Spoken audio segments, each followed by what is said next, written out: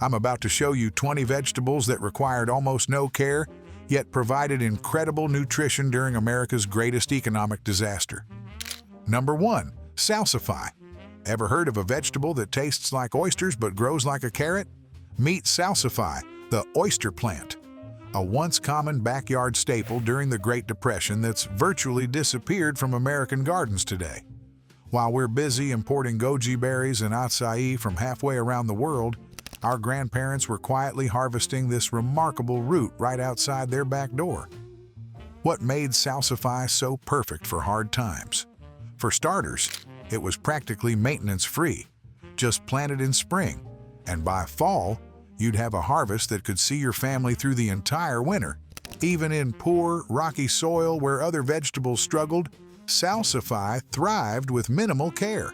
A godsend when families couldn't afford fertilizers or had to work long hours just to keep a roof over their heads. Number 2. Rutabaga. While salsify stood ready in backyard gardens, there's another humble vegetable that earned an even more powerful title: famine food. When the stock market crashed in 1929, rutabagas became the difference between hunger and survival for countless American families. Can you believe that a vegetable most shoppers walk past without a second glance once prevented thousands from facing severe malnutrition? Often confused with turnips today, rutabagas were once so familiar that Depression-era children could identify them instantly. Now, they're relegated to specialty markets and heritage cookbooks, their remarkable story nearly forgotten. Number 3. Parsnips. While rutabagas were keeping families healthy with vitamin C, another root vegetable was working a different kind of magic in Depression-era kitchens. When winter's first frost hit the garden, something remarkable happened beneath the soil. Nature was busy creating its own version of candy. Ever notice how children today reach for sugary treats without a second thought? Back in the 1930s, Depression-era kids would actually squabble over who got the last parsnip at dinner. These pale, carrot-like roots were treasured not just for filling hungry bellies, but for their surprising sweetness that developed after cold weather struck. Number 4. Turnips. Did you know that during the Great Depression, a vegetable most modern Americans barely touch was actually responsible for saving millions from starvation?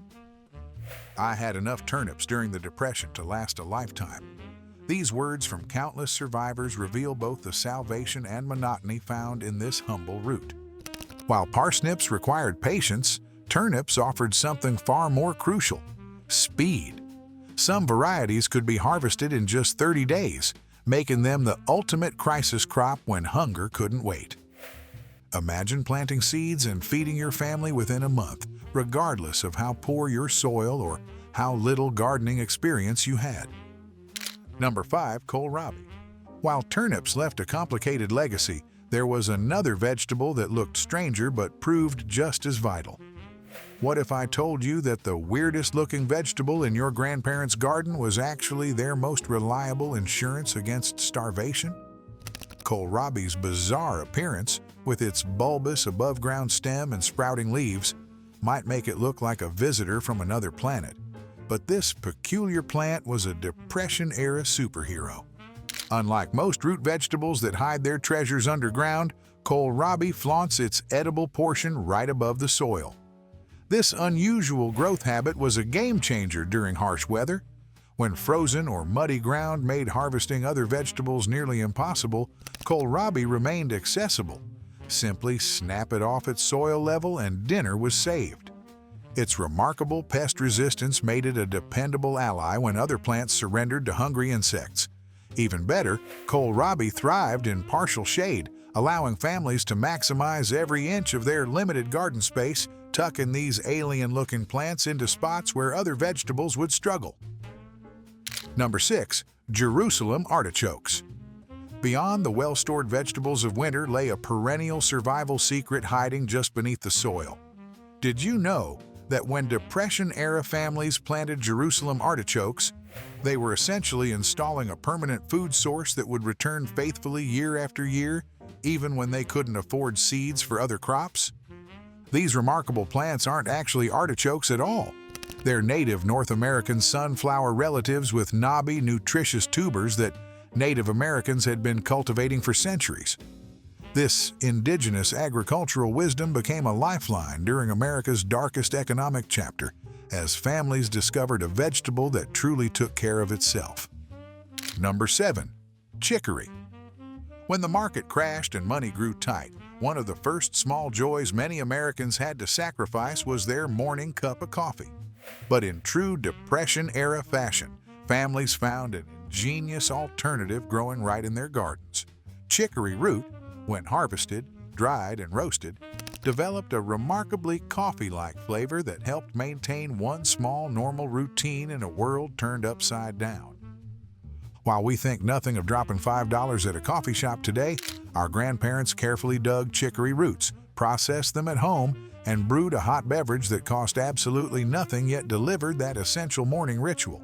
The process wasn't complicated but required attention. After cleaning the roots, they'd dry them thoroughly before roasting until they turned a rich brown color, creating that distinctive coffee-like aroma. Number 8. Sorrel.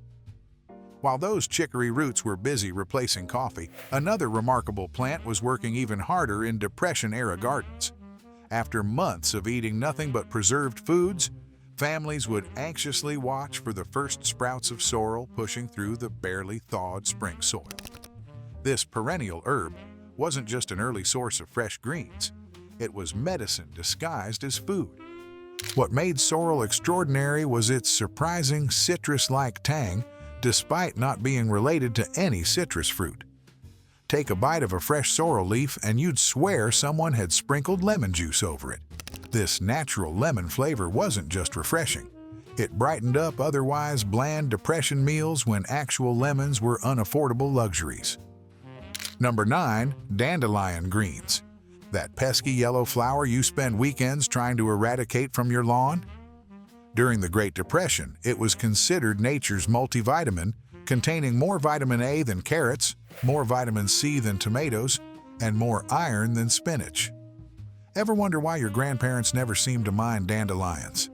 While modern Americans wage chemical warfare against these persistent plants, Depression-era families welcomed them as free food that required absolutely no gardening effort.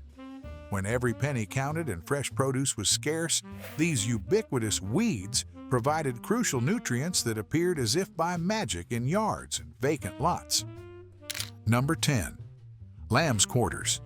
Just as our grandparents recognized the hidden value in dandelions, they also knew a secret about another common plant that modern Americans have forgotten. What wild green was so nutritionally superior to spinach that Depression-era families would gather enough to fill entire bathtubs? The answer reveals how deeply our relationship with weeds has changed in just a few generations. Lamb's quarters became the unsung hero of urban survival during the 1930s. While we might walk past these unremarkable plants growing in vacant lots today, our grandparents saw them as nature's multivitamins. They'd spend hours collecting these wild greens that outperform cultivated spinach in nearly every nutritional category. More protein, more iron, and more vitamins from something growing freely between sidewalk cracks. What made lamb's quarters particularly valuable in cities was their ability to thrive where nothing else would. Families without garden space could forage through abandoned properties and empty lots, returning home with grocery bags full of free nutrition. In the Dust Bowl regions, where scorching temperatures and relentless drought destroyed conventional crops, these resilient plants continued producing edible greens when farm fields stood empty. Number 11. Ground cherries. Depression-era families didn't just need to survive on greens, they also found ways to treat themselves, even when sugar was scarce. Did you know that children once hunted through gardens for tiny lanterns that contained fruits tasting like pineapple and vanilla? These weren't exotic imports, but ground cherries, a forgotten American plant that produced sweet treats from summer until the first frost. What made ground cherries especially valuable was their incredible production timeline. While apple trees might give just one harvest, ground cherries kept producing golden fruits continuously for months. Kids, would eagerly collect the fruits that had fallen to the ground in their papery husks, nature's own perfectly wrapped candy. Number 12. Walking onions. If you think self-seeding ground cherries were clever, wait until you meet the vegetable that actually planted itself and walked across Depression-era gardens. These mysterious onions, capable of surviving bone-chilling temperatures of -30 degrees Fahrenheit, didn't just feed families once. They provided 3 distinct harvests throughout the year without ever needing to be replanted. Walking onions earned their peculiar name honestly. These strange plants produce clusters of bulblets at the top of their stalks instead of flowers. As these top-heavy stalks mature, they gradually bend toward the ground under the weight. Once the bulblets touch soil, they root themselves and a new plant grows, literally walking across the garden over generations. What made these onions indispensable during hard times wasn't just their self-propagating nature. They offered a continuous food supply throughout the year. Tender green shoots in early spring when fresh vegetables were scarce, unusual bulblets perfect for pickling in summer, and underground bulbs for hearty fall soups and stews. Number 13. Cardoon. While walking onions mastered cold climates, another forgotten vegetable conquered the opposite challenge, thriving when the sun burned hottest and water became scarce. Depression-era gardens had a secret Mediterranean giant hiding in plain sight, cardoon. In Italian-American neighborhoods, these impressive plants weren't just food, they were landscape features. Growing up to 6 feet tall with dramatic silvery gray foliage, cardoon created stunning visual displays while producing substantial harvests. Smart families planted them in front yards, essentially creating edible landscaping decades before it became trendy. What made these artichoke relatives truly special was their preparation method. Immigrant gardeners taught their American neighbors the traditional technique of blanching, wrapping the stalks to exclude light, which tenderized them and developed their sophisticated flavor. The resulting vegetable could be prepared similarly to celery, but rewarded the palate with a more refined, artichoke-like taste. Number 14. Malabar spinach. When summer heat made regular spinach bolt and turn bitter, Depression-era families turned to a secret weapon that modern gardeners have largely forgotten. Malabar spinach wasn't just another leafy green. It was a beautiful climbing vine that actually thrived when thermometers climbed past the point where other greens surrendered. This remarkable plant was introduced to American gardens by immigrants from Asia who understood its value during scorching summer months. Unlike traditional spinach, Malabar spinach actually preferred the heat, continuing to produce tender, nutritious leaves even during the hottest days of July and August. Number 15. Celeriac.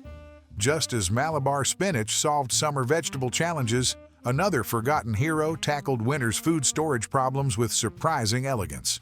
This bizarre-looking root might win awards for ugliness, but our grandparents treasured it for something modern. Convenience has made us forget the ability to keep fresh, sophisticated flavor alive through months of winter without refrigeration or canning. When winter froze the garden and fresh vegetables became scarce, Depression-era families turned to celeriac. Beneath its rough, knobbed exterior lurked not just practical nutrition, but a refined flavor that transformed humble ingredients into dishes worthy of fancy European restaurants. While modern shoppers might hurry past this gnarly root in specialty markets, our grandparents recognized its incredible staying power in the root cellar. Number 16. Skirret. What vegetable was prized enough to grow in Thomas Jefferson's garden, yet has virtually disappeared from modern American tables? Before commercial sugar became widely available, families relied on a unique perennial root called skirret that produced clusters of sweet, finger-like roots year after year without replanting. During the Great Depression, this medieval sugar root made a crucial comeback when families couldn't afford to buy new seeds each spring. Unlike other vegetables that required annual replanting, skirret's perennial nature made it a one-time investment that paid dividends for years. Its unique growth pattern of producing multiple slender roots in clusters meant Depression-era gardeners could practice a form of sustainable harvesting, digging up some roots while leaving others to continue growing, ensuring a continuous food supply through difficult times. Number 17. Claytonia, miner's lettuce. Ever wondered how people avoided scurvy during the Depression when fresh fruit was a luxury few could afford? When winter killed off garden greens and vitamin deficiencies loomed, our grandparents turned to a frost-loving wild plant with an extraordinary secret. It contained more vitamin C by weight than the citrus fruits most families couldn't afford. Claytonia, or miner's lettuce, earned its nickname during the California Gold Rush when miners consumed it to prevent the devastating effects of vitamin C deficiency. During the Great Depression, this knowledge became precious again as immigrant families and Native Americans taught others how to identify and harvest this nutritious green. Number 18. Mangoldwurzel. If you think modern farming is all about efficiency, you might be surprised by what our grandparents knew about maximizing food production. Ever heard of a single vegetable that could produce a staggering 20,000 pounds of food per acre while simultaneously solving the problem of feeding both humans and animals during the toughest economic crisis in American history? These enormous roots weren't just impressive in size. A single mangoldwurzel could weigh as much as a small child. During the Depression, families planted these massive beets not for their refined flavor, but for their unmatched productivity. A modest garden plot dedicated to these giants could produce hundreds of pounds of food that needed no fancy preservation techniques to last through winter. What made Mangoldwurzel truly brilliant was its dual-purpose nature. Families would sort their harvest, keeping the best specimens for the kitchen while designating the imperfect ones for livestock feed. This strategy proved invaluable when purchased animal feed became unaffordable, allowing families to maintain milk cows and other animals that provided essential protein. Number 19. Chayote. If you thought modern farming is all about efficiency, you might be surprised by what Depression-era families in the South knew about maximizing harvests. While we're busy planting zucchini for summer eating, our grandparents in frost-free regions relied on a botanical marvel called chayote. This climbing vegetable didn't just produce for a few weeks. It kept fruiting continuously for months, with a single plant yielding up to 100 pounds of food with barely any attention. What made chayote truly special was its ability to keep producing long after other garden vegetables had called it quits. When autumn frosts killed off tomatoes and peppers, chayote vines remained green and productive, continuing to bear fruit well into winter in milder climates. Talk about garden insurance. Number 20. Cowpeas, black-eyed peas. Beyond the versatile chayote, another plant earned its place in Depression gardens through pure survival value. What if I told you there was a vegetable that not only fed families when meat was unaffordable, but actually enriched the soil it grew in, making future harvests more productive without expensive fertilizers? That's exactly what cowpeas offered desperate families during America's darkest economic chapter. While you might only recognize black-eyed peas as a New Year's tradition today, Depression-era gardeners cultivated multiple varieties like purple hull peas and Crowder peas for their remarkable drought resistance. These tough legumes thrived in conditions that would kill most garden plants, producing vital protein when family diets lacked meat. What made cowpeas truly remarkable was their ability to perform agricultural magic. Their roots formed a special relationship with soil bacteria, pulling nitrogen from the air and converting it into natural fertilizer.